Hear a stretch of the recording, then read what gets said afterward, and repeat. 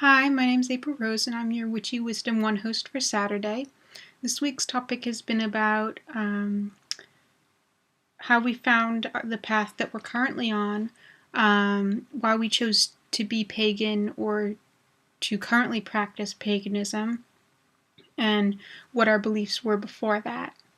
I found out about witchcraft outside of just, the whole fantasy realm of things that can't exist. In 8th grade, I had a friend who wore a pentacle, and I thought it was really pretty, so I complimented her about it, and she explained what it meant to her, and about how she believed in a god and a goddess and worshipped nature, and I thought that was really interesting. I'd never heard anything like that before.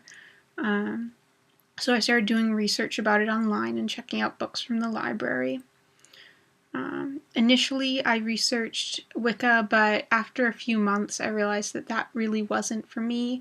And for many years, I identified as an eclectic polytheist or eclectic pagan. Never really worked with one specific pantheon, although from a very young age, I'd had a love for Egyptian mythology. As far as the pantheons that I tended to work with in witchcraft, most were probably Greco-Roman and some of the Celtic gods and goddesses. Later on, I've worked a bit with Norse. About a year and a half ago, I started to drift away from paganism as a religion. It just wasn't relevant for me anymore. I became very uncomfortable with the idea of worship and faith, and I have since gone back to being an atheist, which I was raised as an atheist. I still practice witchcraft, and it's something that's very important to me. I just don't feel it necessary to involve gods and goddesses, though I still work with spirits, but I don't try to define what spirits necessarily are. It's more of a catch-all phrase for me. It basically something that I don't have any understanding of. It's not something that can be understood in scientific terms, at least not in this point.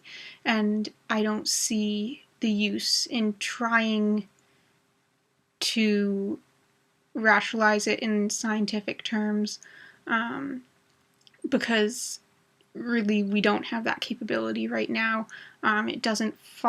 Witchcraft doesn't really fall into scientific realm for me. It's an art, it's a craft.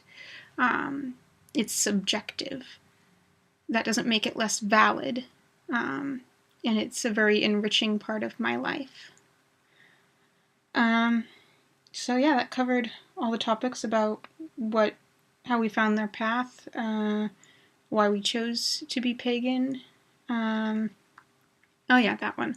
It was something I liked, being closer to nature, which is something that I still appreciate. I live in a city, not a big city, but it's city-ish. There's not a whole lot of nature, and the places that do have like trees and parks and stuff, it's not very secluded. There's usually a lot of other people around, so it's difficult to meditate or have some time to oneself outside of prying eyes of people who don't necessarily understand what you're doing if you're going to like leave offerings or cast a spell.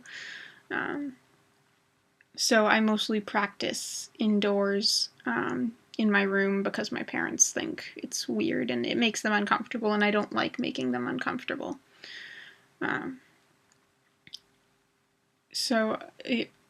Witchcraft is something that without it I feel just like something's missing.